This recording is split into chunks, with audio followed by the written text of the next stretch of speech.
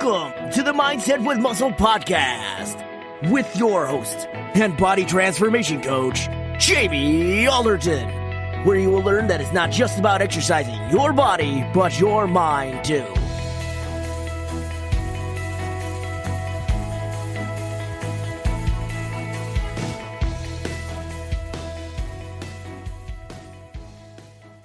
Hey guys, Jamie Alderton here and welcome to the Mindset with Muscle podcast.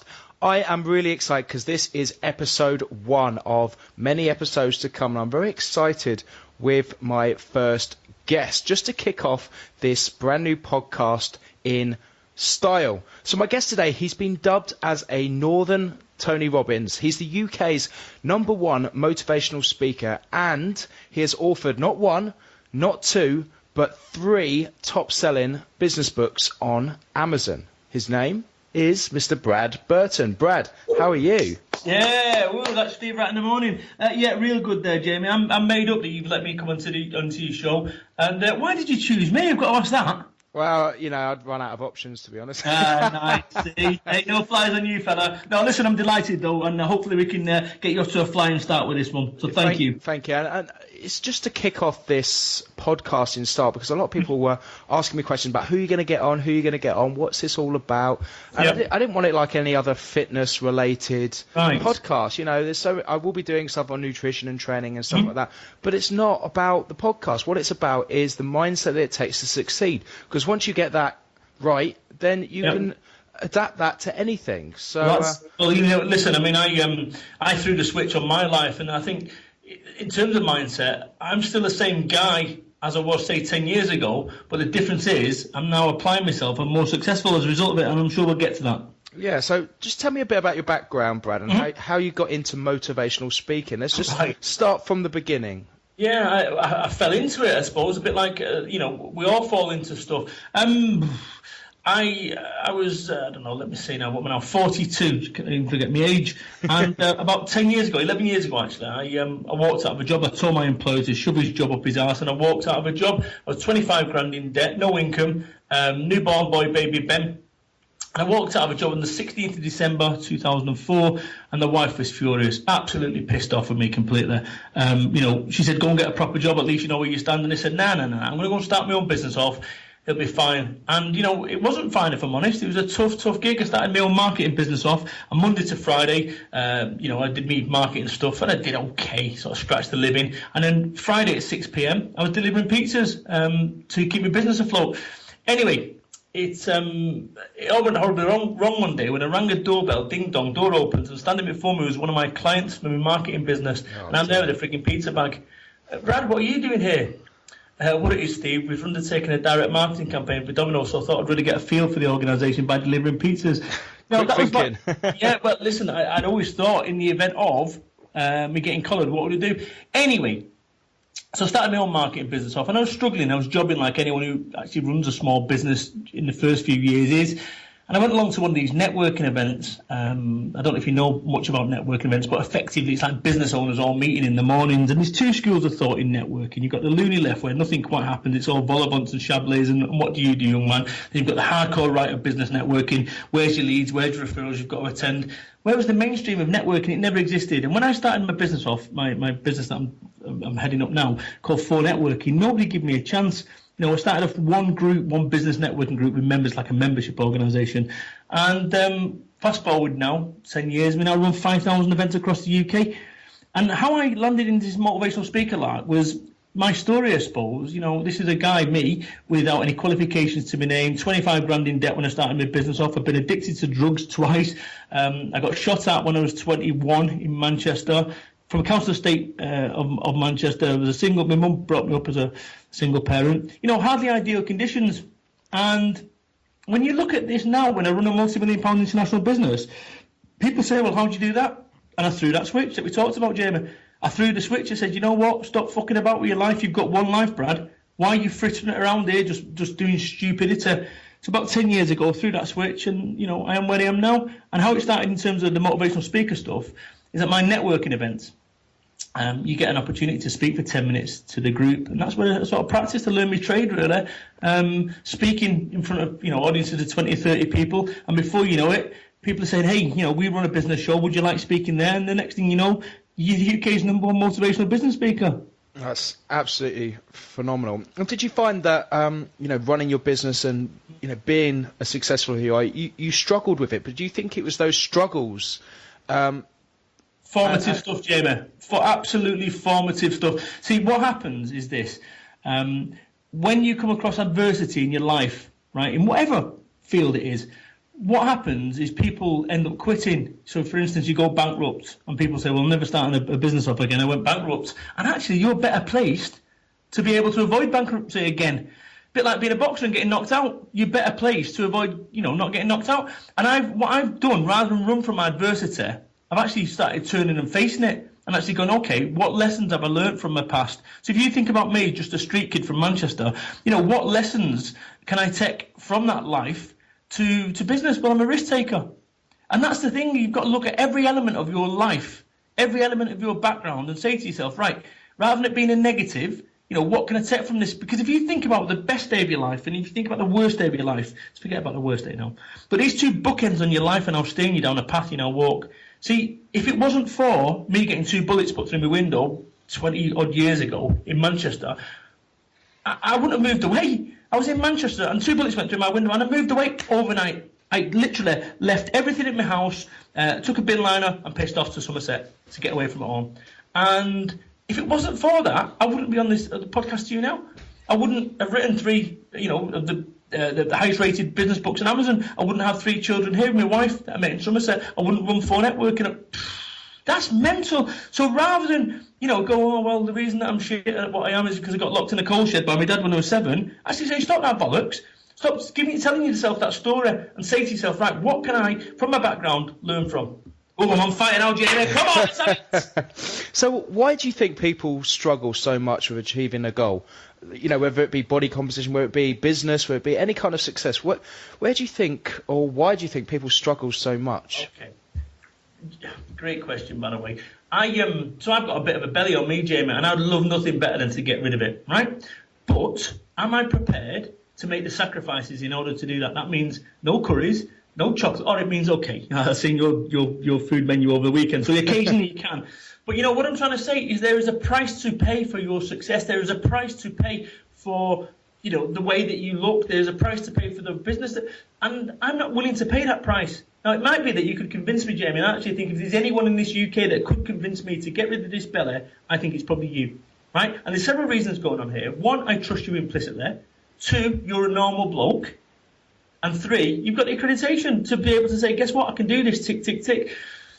But that's the thing, if I want to, in terms of goals and why do people fall short, well, I've got a goal in my mind's eye, which is I want to have a flat stomach. I don't want abs, just want to have a flat stomach. But am I willing to do what it takes in order to get rid of that? Same goes for goals. People say, guess what, I want to be a millionaire, or I want to have a business, or I want to have staff, or I want to do this. And actually, the truth is, yes, you might want to do that, but it's not enough. And I think that's where people fall short. So if you think about goals, Mr. Hits all these goals here, one of my sub-goals is to have a flat stomach, but I am, at this stage, unwilling to do anything about it sensibly. And I think that's the point, is that so many people have these dreams and wishes, and that's great, but until you start doing stuff to move you towards that, it's just a dream and a wish. And I think that the reason that I've managed to be a success in my business field is because somewhere along the way, I was willing to do what it takes. I was willing to take the pain. I was willing to make the sacrifice. Where my stomach's concerned, I'm not.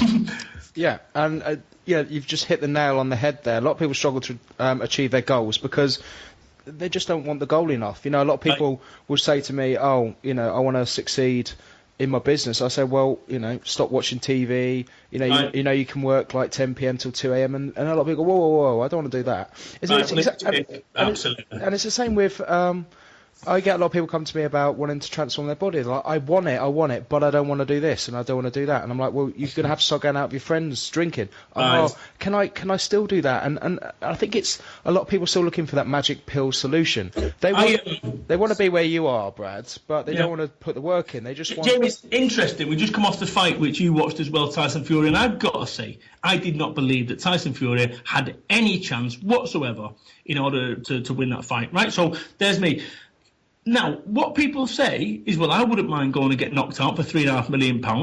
right, in boxing, you see people, these armchair people go, you know what, I wouldn't mind getting knocked out for £3.5 million by him or whatever. Well, you know what? The reason that Tyson Fury got his opportunity to get knocked out, potentially get knocked out for £3.5 million, wasn't for the 36 minutes that he's in that ring. It was for the preceding 15 years where he's got up every single day, running the streets when there's no crowds, no adulation. When his friends are drinking pints of beer, he's drinking pints of egg whites or whatever.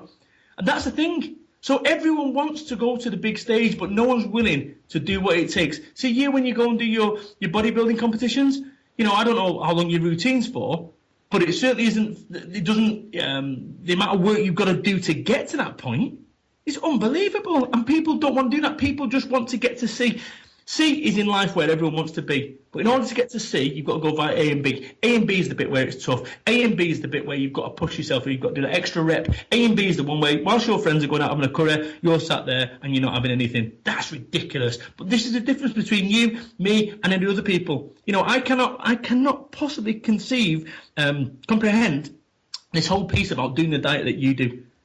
Right? I just can't. I just couldn't do it. And that's what I'm trying to say. So what makes someone exceptional is, are they willing to do the other things that other people, normal people, aren't willing to do? And in your case, yes. And in my case, where business is concerned, yes. But equally, going back to the nutrition and things, I'm not willing to make the same sacrifices that you are. And this is the thing. So the question that I'd say to your listeners right now is, what are you willing to sacrifice? What are you willing to sacrifice for success? Yeah, and having a plan of action, I think, is the most important thing. And as exactly what you say, I mean, people see you talking up on that stage in front of 500 people, and they're like, I want some of that. But they don't look at everything else that was, you know, the A and B to get there. Jamie, let me explain, mate. Right, the amount of fear and trepidation I've had, right, on the run-up to that. As in, you know, I've spoke thousands of times in front of audiences. And what a profession when you're going into a cold room where people don't know you, and you've got 25 minutes to win them over. 25 minutes for them to know, who is this guy? Because let's have it right. As a motivational speaker, I'm hardly archetypal. You know, anyone that knows me, or you probably put a picture on with this, you know, I'm shaved-headed. I've got tattoos on my forearms. I wear T-shirts. I wear jeans and trainers. You know, I'm completely unique to any other motivational speaker in the field.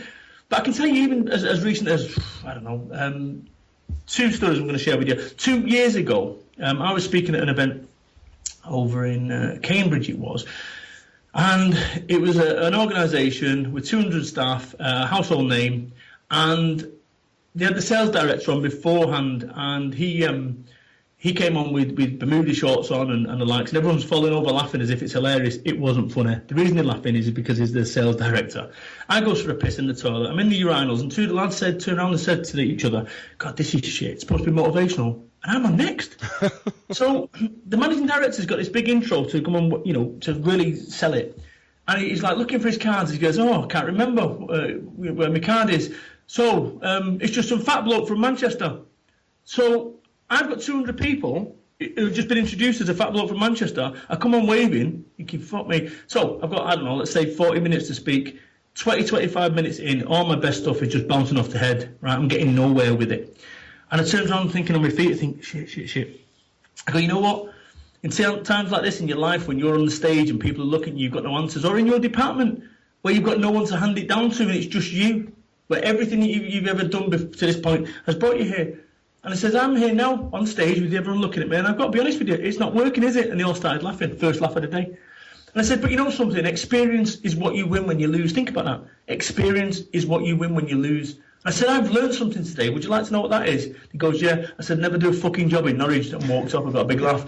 That was 2 years ago. And as recent as, I don't know, 3 or 4 weeks back, maybe 6 weeks back, I got 2 paid gigs for corporates.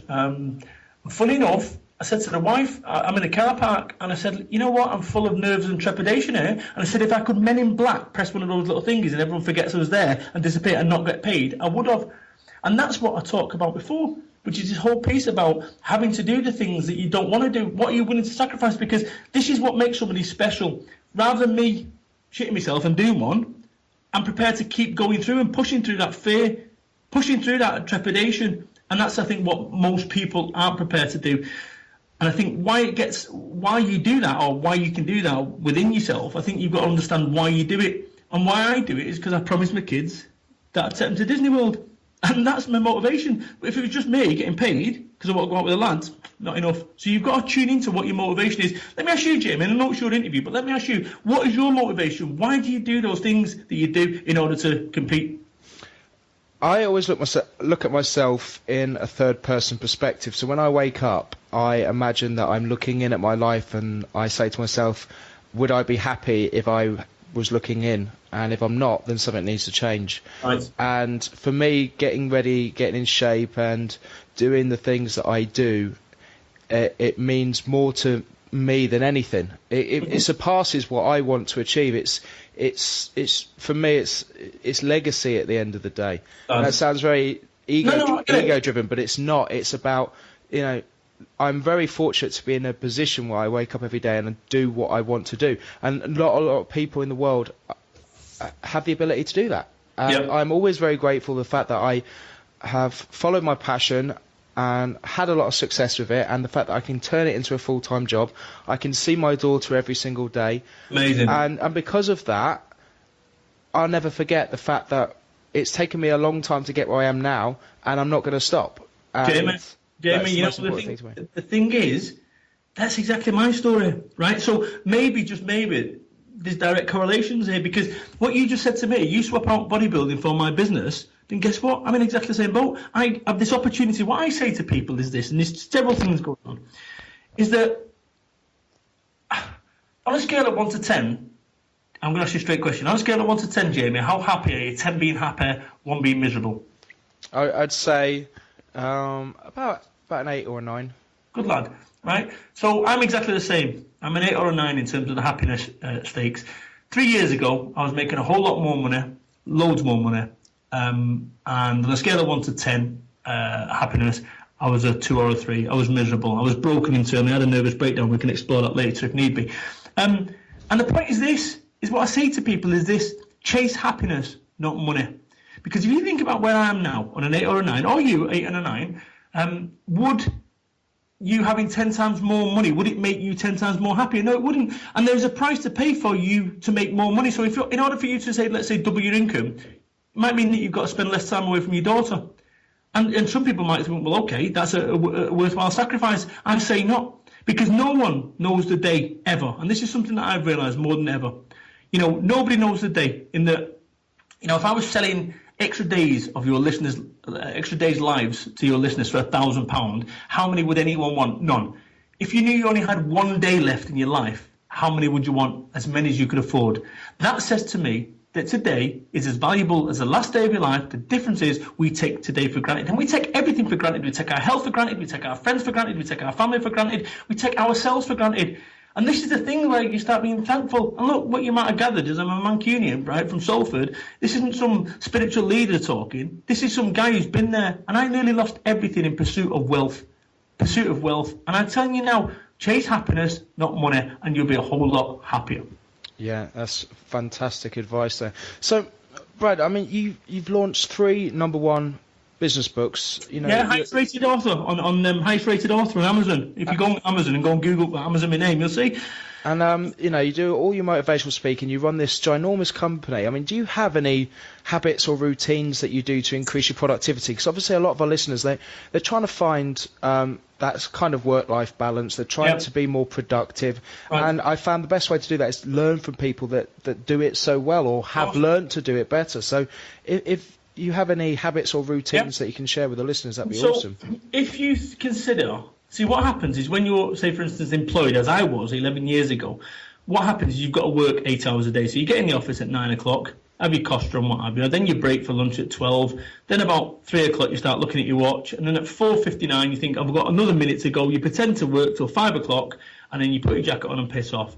Then you go home and do the same the next day for 5 days. Honestly, anyone who's in that situation, I want you to get your piece of paper and a pen now, and I want you to write down this. On a scale of 1 to 10, how hard you work every single day. And be really honest about that. It's only you, with your piece of paper and pen, write it down. And I reckon you probably just wrote down 5 or 6. Let's say, for instance, you just wrote 5. In percentile terms, 5 out of 10 is what? 50%. That means that 50% of your day is frittered away, dicking about, pretending to work. Now, what I do is I'm in a situation where I will only work 100% of the time for that time. If I can't be arsed working, you don't see me sat on my desk between 4 and 5 thinking, oh, I've got another hour to work. I'll go away and go and play computer games or whatever. Now, you don't have the luxury of that when you're employed. You've got to pretend to work. I get it, right? But if you're thinking about starting your own business off, understand this. When I started my business off 11 years ago, could I piss off at 4 o'clock? Of course I could. Could I afford to piss off at 4 o'clock? No. So I ended up spending more time, what I call dicking about, where you just sit there. And if people think that, if you've ever said to yourself, there's not enough hours in the day, right? If anyone's ever said there's not enough hours in the day, here's what I want you to do. I want you to grab a piece of paper and a pen, that same one, and I want you to write down every 15 minutes what you do. After about an hour and 45 minutes, you'll be writing what I've just said, dicking about. So what I do, for me, is I will only work 100% of the time for those times when I feel 100%. If I can't be arsed working, I'll go and do something more productive with my time, go and walk the dog, go to the gym, and the likes. So that's one of my things, which is to do what you want when you want and be optimum performance. Whereas, like I say, normal lives mean that you can't really do that. You've got to be an actor almost. You should get an Oscar nominee for the amount of time I used to waste dicking about in the office. Do you find that? Do you think that's to do with the 9 to 5 mentality of people? Because at the end of the day, a lot of people that are employed by somebody else, as opposed to being or running their own business, regardless of how much work they do, they get paid the same every day. As opposed to running your own business and being an entrepreneur, it's relative. Most of the time. Yeah. What happens there, Jamie, is you have a situation where you think that's your lane that you've got to stay in. Mancunian lad, council estates, blah blah blah. I've cleaned tables. I've been a doorman, albeit loosely. I've done car washing. I've done all these jobs. Yet the same guy who washed cars for £6 cash in his hand is now the same guy who's highest rated business. So somewhere along the way, this is about your mind. This is about your mind and actually getting rid of these self-limiting beliefs. Now, the conventional way of getting rid of self-limiting beliefs is to, dream big and all this shit. No. You've got to understand why you do it. Because when I started off my business, nobody gave me a chance, right? Nobody gave me a chance. And in some respects, I didn't even give myself a chance. But what I did is I sort of blagged myself. I give myself unwavering self-belief. I didn't fucking really believe that I was going to do all these things. Did I, bollocks? And that's the other thing you said to me before about, how did you become a motivational speaker? I was never born on my birth certificate. It said Brad Burton, 1973, Salford Royal Hospital, is going to be a motivational speaker. Somewhere along the way, I fell into it. And if you think about anyone, it's like when you met your wife. You never set out that evening that you met your wife to meet a wife. You set out that evening to go out for a drink. So we never know where a journey takes us. But I'll tell you something. What's really interesting about this, Jamie, is you think about your background and my background, and somewhere along the way, the universe has conspired that we're now doing this podcast. That's mental. And bringing all that knowledge that you've got and my knowledge that I've got together, that's just nuts. So, I've no idea, real terms, in terms of what anyone's got to do in order to become an entrepreneur, because not everyone can be. I think you need to be honest with yourself. So you're either going to be, 1, honest with yourself, or 2, blag yourself, which is what I did. I blagged myself that I could do this. I never got the memo that people were sending around telling me that it was impossible. I just didn't get it. And that was one of the stories that I loved that you've said before, is that, you've quoted as the UK's #1 motivational speaker, but it's something that you said that you were going to be and you were going to do. People say to me, how did you become the UK's #1 motivational business speaker? I just made a fucking website and said I'm the UK's #1 motivational business speaker. That's the reality of it, Jamie, right? And I did that because if I'd have asked 100 people in the UK, who's the UK's #1 motivational business speaker, you'd got 100 different answers. If I ask 100 people who the American one is, or the biggest one in the world, what name would he get? Tony Robbins. Correct. Right. So somewhere along the way, you'd have, without question, everyone would say Tony Robbins. In the UK, if I asked that question, everyone would have a different name. So I thought to myself, you know what? It's a bit like seeing a £20 note in a nightclub. If nobody else has picked it up, guess what? It's fucking yours. Same principle. And I just looked at this thing and I thought, you know what? It's wide open. So I did it. And funny enough, I'm getting quoted all over the press. If your audience now go and Google UK's #1 motivational business speaker, you will see 20, 30, 40 pages on Google. I've got a frigging Wikipedia page that I've got no hand in. I've got a blue tick on Facebook. The world's gone mad. But that's about creating future history. It's about doing these daft goals that people laugh in your face. Every single one of my goals that I'd set to become to set up a national network, everyone laughed in my face. Bank manager said I've got no chance, right? The highest rated business author on Amazon, that's legit. That's not made up. That's legit. It's like nobody comes close to me. In terms of I've got 500 5-star reviews, nobody comes close. And this is what I'm trying to say. The UK's number one motivational business speaker, speaking at Bentley, speaking at, JCB. They've asked me back, it's the third time now. I'm the headline number one speaker at the business show in Olympia. You know, ahead of people worth 200 million quid, ahead of the Dragons. How did that happen? Based on the decisions that I made. And actually, if you think about me, and you think about you, your audience, what we do in our lives is prior to this last 10 years of good luck, my life was pretty unlucky. Addicted to drugs twice, shot at, no qualifications, not unlucky at all, bad decisions. And this is what people do. People confuse bad decisions with bad luck, or bad luck with bad decisions. And that's what I say, don't confuse bad decisions with bad luck. And the reason that my life started getting its shit together now is my decisions are better. So all of a sudden, in the last 10 years, I'm now lucky, Brad. Down to you, down to your decisions. And this is the thing, if you're waiting for perfect conditions to start your own business off, you're going to be waiting a very long time, because there's no such thing as perfect conditions. I started my business off £25,000 in debt, addicted to drugs twice, got shot at in Manchester, don't have a qualification to my name. What's your excuse? What's your excuse? Because have you had a worse roll of the dice than that? Because if you have, great. Because, if you've not, then what's your excuse? And the excuse generally is what you're telling yourself. Like me saying to you, Jamie, I can't lose my belly. You're probably sat there thinking, yes, you can, you daft cunt. Right? Yeah. I bet with ease, with the way that you speak and the way that you train, I bet you could get rid of this. If you had this belly, it'd be gone within 6 weeks. Yet somewhere along the way, in my world, it's unmovable. That just shows you it's about mindset and it's about beliefs. So somewhere along the way, even if you're misguided, even if somewhere along the way you've been blagged into your thinking, then maybe, just maybe, that's what you need to do. And maybe you need to consider that you throw the switch in yourself to say, guess what? I didn't get a memo that said you can't, I've got the memo. It's filed here, said you can't lose your belly, Brad. And what's good about this podcast is you can hold yourself accountable next year for achieving that goal, because there's hopefully hundreds, if not thousands of people listening to this, and I will make sure that will happen. So we'll be holding you accountable next year, because people. Whoa, Jamie! I'm not put myself down for that yet. We're talking about it, but this is it. I mean, what's great about this is I'm being really honest about this whole. I'm questioning myself as we're talking. I'm listening to myself, thinking, listen to yourself. You're talking your way out of it. You're already telling yourself that you can't lose your belly, Brad. Yeah, actually, Jamie Alderton, that you can lose your belly, but somewhere along the way I'm saying no, I can't, and that will be what's going on right now to some of your listeners. They'll be saying, well, it's okay for him because, do you know what I mean? In terms of, from my perspective, it's all right for him now, he runs this big business and what have, he's got staff and so forth, but I'm, 10 grand in debt? Okay, I've got a newborn boy or newborn child? Well, guess what, so did I. But do you see what I'm saying? It's a mindset. This is what it's about. It's about mindset, and if you think you can't, guess what? You're fucking absolutely right. Yep, exactly right. And that's what I love about you, Brad. I mean, the thing is you put it out all on the table and just show people, look, these are all the excuses that you could potentially have in life. I've been through it. I've done it all. And I've come out on top. So you can too. And it's exactly the same with what I do on social media and what I show people as well, is that there's so many fitness professionals out there who will only show you the highlights of their day. All the good things. I show people, look, I went out till 2 o'clock in the morning drinking. I, bought about 5,000 calories and ate that.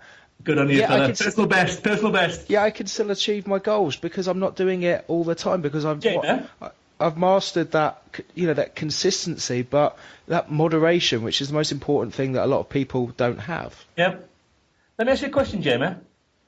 How do you eat a pizza? Well, it depends. It depends how drunk you are. You either roll it up and eat it like a kebab, or you eat it piece by piece. Right, and that's the thing, right? That's what I was getting to, I was leading you then. So you eat a pizza slice by slice by slice. If you try to eat a pizza without cutting it up, you make a big fucking mess of it. And this is what people do in their lives. People have got all these problems. Oh, well, my job shit, my life shit, I'm drinking too much, I've got no money, And then because of, you're trying to deal with all your problems, you make a big zerd of it, a mess. So what you've got to do, you've got to almost, once again, grab your piece of paper and a pen, do a circle, and then make it like a pizza. Put 6 or 8 slices in there and write your problems in there. And then say, right, which one am I going to address first and foremost?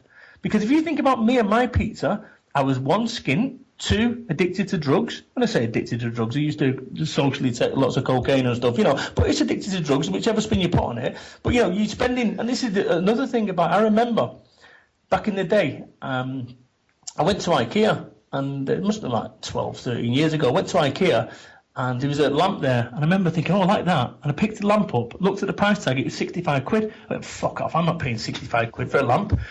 3 hours later, getting a couple of gram of cocaine, spending 80 quid, and that's indicative of what I was doing with my life. Everything was about short-termism. So you never ended up with a lamp in your house. And so many people do that though, Brad. I mean, people say, oh, I can't eat healthily because it's expensive, and then suddenly they'll go out on a Saturday night and spend 70, 80 quid without blinking. Wow, and that's exactly, I did a YouTube video last week called Feed a Fit Guy for £5. So I went to the supermarket and basically cooked 3 ginormous meals, which fit a guy who trains diet for £4.97. So Jamie, what you don't see right now is I've got goosebumps. I've got goosebumps with you talking there, mate. I'm not bullshit. Just straight up, on my life, I've got goosebumps now because I know we're live now and we're recording, but this is interesting because that is the shit that I've been telling myself. That actually works. Jesus Christ, nuts! It just nuts. But this is the point. Going back to with anything, one of the problems that I had with my body type, right, is that, and I got all the way up to a 40-inch waist, maybe even 42. And yesterday I bought some jeans first time in a year or so, and down to 34. So I've gone from 36 to 34-inch waist. And what we've not talked about is I've actually got type 2 diabetes. Now, what happened? Do you remember when I said before that 3 years ago I was making a whole lot more money? Well, I was on the road, I was speaking more. But what I was doing is I was fueling that stupidity. Some weeks doing 1,000 miles a week driving and speaking 5-6 times. I was fueling that with Red Bulls and Ginster's pasty and Greggs and stuff. And I had skincare by Greggs. And the thing is, I was doing 3 to 5 cans of Red Bull, and the doctor said to me, he said, Brad, you're borderline diabetic type 2. And I laughed in his face, literally. But once again, it just shows you as humans, how stupid we are when it happens to fat people. And I remember him thinking, you are a big fat fucker. I was like 17 stone, 5'11" 3/4, 6 foot with hair, Jamie. And he warned me anyway. I did nothing about it. 6 months later, I goes back there, he says, guess what, you're type 2 diabetic. And I put down the phone to him and he rang through the results. And I remember thinking to myself, you fucking dickhead, Brad. This is all you was warned about this, yet you chose to ignore it. And in life, and in business, we ignore the warning signs. So actually, was it really worthwhile me getting me short-term business goals if it meant I've now got a medium-term, long-term problem in the form of diabetes type 2? Now, as it happens, I've managed to reverse my type 2 diabetes because from the minute I put that phone down, I've not had one can of Red Bull in 3 years or 2.5 years now. Not one. And yet I was doing 3 to 5 in a day. And it just shows you that somewhere along the way, I'm a child of the 70s. And nutrition just wasn't a thing. We used to have bird's eye potato waffles and beans and fried egg on top. That's how it was. And then all of a sudden, people have started looking at nutrition more and understanding the mechanics of it. But from my perspective, I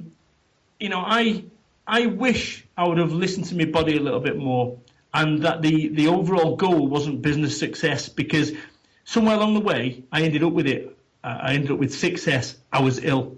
I had a nervous breakdown. And I've got type 2 diabetes forevermore. Now, the nervous breakdown, I'm fine now, twitches. But if you think about that whole piece as regards the nervous breakdown, you go to the gym, Jamie, and you train your muscle groups, and you go in there and you do shoulders, you do back, you do legs, you do quads, all the stuff that you guys do at your level. Your brain's a muscle. When was the last time you went and trained your brain, Jamie? Yeah, and so many people don't. They do not at all. I mean, I see so many guys and so many girls that they're in the gym and they've mastered that, Right. But then they're struggling at other avenues in their life. They're like, well, and this is exactly the same with a lot of things, is that you were so focused on business that you didn't realise that if you just adopted those principles that you had in business to your body, then suddenly, because that's it. If you look at what we're speaking about now, we could be talking about absolutely any subject. We're talking about success. We're talking about body composition. And what you're realising is the trends are the same. It's goal setting. It's consistency. It's you're going to have failures. It's seeing it through, and it's learning from experience. It's all the same. If you think about your brain, right, it's a muscle. Like every other muscle group in your body, it's a muscle. And the thing is, if you try lift up, just for the sake of just humouring me here, what are you dumbbelling in terms of curls? What am I dumbbelling? Oh, I don't know. It depends what I'm doing. I mean, it's not really about the weight; it's how you lift it. Okay. To me. All right. Good. So Let's just say bicep curling. Let's just say 20 kilo dumbbells. Go on, you fella. Right? see, that's good. Listen. I think I can do 22s tops, but without any form whatsoever. Ordinarily, and we can talk about this off thingy, but I'm doing about 12s or 14s, and that's anyway. So it's the old days. It was about pushing yourself and doing as much weighting as you could. That was back in my 20s. Oh my God. Now I'm more sensible about that. Completely different conversation. But going back to the brain thing, you know. If you try to lift up, let's say for argument, and I know you can do 40, you've just been thinking it, but let's say you try to lift up 50, you try to curl a 50. What would happen in terms of from a physiology perspective? If you try to lift a weight that is too heavy for you, what would happen? I would pull a muscle, or it caused me more harm than good. Right, and that's what happened to my brain because I put too much weight on it. I kept putting more and more weight on it, thinking, you know what, it can handle anything that I throw at it. Because why? Because I'm a big, tough guy, and I had the alpha male mentality, and I can do, boom. And the next thing, wallop, boom, you're at rock bottom, marriage nearly failure as a result of it, crying. This isn't, but I'm an entrepreneur, and I'm this, that, and the other. And this is the price to pay, that sometimes you need to understand that you'd be better having consistency than having a one-off blowout and actually getting things all wrong. See, now with my diabetes, I can have the odd curry and stuff, but I can't hammer it like I once could. Those days are finished. But because I didn't respect it. Same goes for your brain. Respect it as much as your muscles. And when you're talking about, shredding your muscle groups and building up mass, same goes for your brain. You've got to get that thing tipped up, because I'll tell you something. You go and unravel, right, Jamie? That's you not training because you just sat in the house scared to go out. So people overlook the brain, and actually it's one of those muscle groups that, you're never going to see on Men's Health with a person on there with an IQ score or but it's it's one of the muscle groups that we most overlook, the brain. Yeah, and hence the podcast, why I've created Mindset with Muscle, because it's the most important thing with my clients, and what people need to understand is that once you get that right, everything else is trivial. So, moving on. I mean, what advice would you give our listeners that are looking to follow their passion? They've just listened to you, they've just listened to me, and they just thought, you know what, I'm willing to put the effort in now. I'm willing to go through the A and B to get to C. Yeah. What advice would you give the listeners based on your experience? Okay, so if you was to go from your home now to Scotland, what would you do? So if you used to travel from your house to Scotland, what would you do, Jamie? I'd probably look at the quickest way to get there, to be honest. Of course, you look at the quickest way to get there, and you put it in your sat-nav, right? You put it in your sat-nav, you get the postcode and put it in your sat-nav, and then what it'd say is it's 500 miles away, it's going to take you 6 hours, and you're going to drive. And when you're driving, you're going to be looking, not 20 miles ahead, you're going to be looking at 200 foot ahead, right? This is what you've got to do. You've got to set your GPS for your life. Set your GPS, your sat-nav for your business. Because if you've not set that, how the fuck do you know where you're going? And this is what happens. Would you just jump in your car and have a rough idea of how to get to Scotland? Well, you could do that, and you might actually get there. But it'll take time. Well, it'll take time, and you'll make loads of mistakes. So you've got to set your sat-nav for your life. And I say this to people, where's your sat-nav for your life program to? Where's your sat-nav for your business program to? Because they're two separate destinations. Because where I went wrong previously is I felt that success and providing for my family meant earning money. Well, actually, providing for family is great, on the proviso that dad's not having a nervous breakdown. So that's what I'd say to people, is this. Set yourself where you want to go, and then start looking 200 foot ahead of you and move towards it. And as long as you never lose sight of your destination, you'll always get there. And I'll be honest, how many people actually write down their goals and what they want to achieve? Usually it's a lot of talk, but yep. I don't see anyone actually sitting there writing down their goals and making sure that they hit them. You'd be surprised at how successful you will be if you just start writing things down, and what you'll get from that as well is just self-confidence, because once you've written something down and you've achieved it, you become more confident, and you become more confident in your ability to do what you do. What I do, Jamie, is my writing goals down is going on Twitter and social media. That's how I get my goals down there. And I remember going back 3-4 years ago telling people that I'm going to get on Question Time as the 4th panellist, and people laughed in my face and so forth. Well, guess what? 2 weeks ago, I had an interview with BBC Question Time, and now on the roster for the 4th panellist. Oh, right? Fantastic. Yeah. You imagine me on the... don't worry, I can go into mum mode without swearing. But I would be a YouTube sensation if I dropped a C or an F-bomb, wouldn't I, on live television? But you know, that was something that I set 4 years ago, and people laughed in my face. And once again, as long as you never lose sight of your destination, you'll always get there. So why, let's just have this then, why are BBC Question Time talking to me now, whereas they wasn't interested 4 years ago? What's changed in those last 4 years? Well, one, credibility. Two, you know, the books. Three, the UK's #1 motivational business speaker. Four, I've got an agent who knows it. Do you see? So all these little changes and all these little moves towards it have made it possible. Whereas if I'd not had that as a goal, if it happens and you just stumble across it, then great. But that's not. It was genuinely definitive strategy 4 years ago that I'm going to end up on it. Same goes for me running my own TV show. So once again, I'm in talks at the moment with a national organisation that's well known. To be running my own TV show.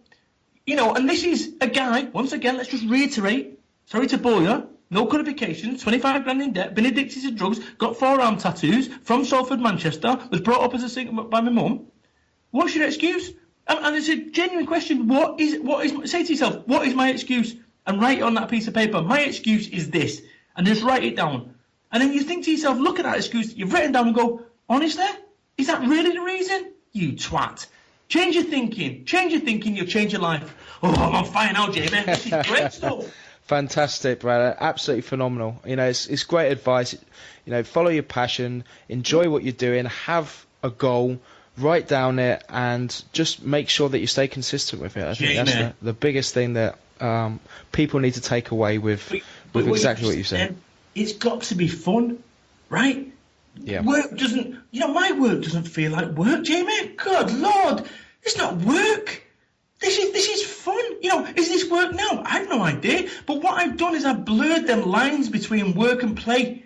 So all I do now, you know, me speaking in front of people is exhilarating. You competing, you training, and you get paid for that. Come on, you want the police to knock on your door and arrest you? Exactly, and it's just this day and age as well, is that you can follow your passions and dreams, and it's just understanding how to do it. There is enough information out there. You've just got to find the right information, be consistent with it, and work hard. Have that work ethic there. Jamie, there's something I need to bring up with you. Can we bring this up now? Go for it. Killer Cola grenade. Tell me about that, because no, listen, that grenade stuff. Well, you seen that? I bought a sachet. Well, I think it was 6 sachets of the lemon stuff, which is cool, real good compared to some of the stuff before, which is like acidic and what have you. Anyway, I took on your recommendation, that grenade Killer Cola, and I've got to say it's really cool in that it doesn't make you feel jittery, if you know what I'm saying. I've used some of those pre-workouts before and that are a little bit too jittery, but that stuff's good. And the bit that really I wanted to ask you about. How does it taste so good? That makes no sense to me. I think Alan, who created it, is a little, well, he's not little, but he's a bit of a mad genius. He spent years developing that. Really? You know, I probably tasted every single failed one of that, and then you suddenly taste that, and it comes out in the market, because Alan works so hard to make sure that what he launches on the market is the very best. And honestly, when I first tasted that, I was just like, oh my God. You know, and it's not just the taste, it's the actual fact that it's a great product, you know, it works, you don't get any crash, etc., etc. And, you know, it's fantastic. And for those people who don't know what we're talking about, Brad tweeted me that he'd bought the lemon raid flavour of Grenade pre-workout, and I said, well, you haven't tasted anything yet. And I actually sent Brad some Killer Cola flavour, and he was just like, wow. Yeah, so I've got 2 tubs of it downstairs now. Well, actually, I've got 1 left. But it's because he didn't sell it in Holland and Barrett. That's a completely different story. I just digress, but I just thought about it. I've got one in front of me now. But no, solid stuff, that, Jamie. Really genuinely solid stuff. So thank you for the recommendation. You're more than welcome. So where can we find more about you, Brad? Where can we find out if we want to listen more, or have you got anything up and coming at all? Yeah, I've got my new Brad Burton website, so it's bradburton.biz. That's my new website, and I'll have all videos and all that sort of stuff there. You can find me on Twitter, Brad Burton, Instagram, Brad Burton. Oh, I've just got a blue tick, just like you. I'm still following your followers numbers on Facebook as well. So that's facebook.com/the Brad Burton. But look, I love talking to people. As you know, I'm the highest, the second highest account on Twitter. With amount of tweets. I've done, I think, 300,000 tweets, all manually over the last 7 years. 7 years today, by the way, is my birthday for when I started on Twitter. And the only account on Twitter that's done more tweets than me is Xbox helpline. True story, Xbox support. So I'm an absolute animal. I actually love Twitter. And it's like, when you're on the road and I'm doing all these events and stuff, it's like having your friends with you in your pocket because it keeps you connected to the rest of the world. So do Google my name, Brad Burton. Do check out my books on Amazon and blah, blah, blah. And do come and say hello to me if you've enjoyed this. Excellent. We're going to finish with a quote which I think is very relevant to this entire podcast. And it's what you put in your body affects how you look and how you feel. And what you put in your head affects how you think and what you do. And you've been filling your head today with Jamie Alderton and Brad Burton. Brad, thank you ever so much for coming on the Mindset with Muscle podcast today. Awesome. Listen, final thing we're going to leave your people right now is this. Why wait? Why wait? Why wait? What are you waiting for? Because if you're waiting for perfect conditions, you're going to be waiting a very long time. And you know something? This is your life. Your life. You've got one. Make it count.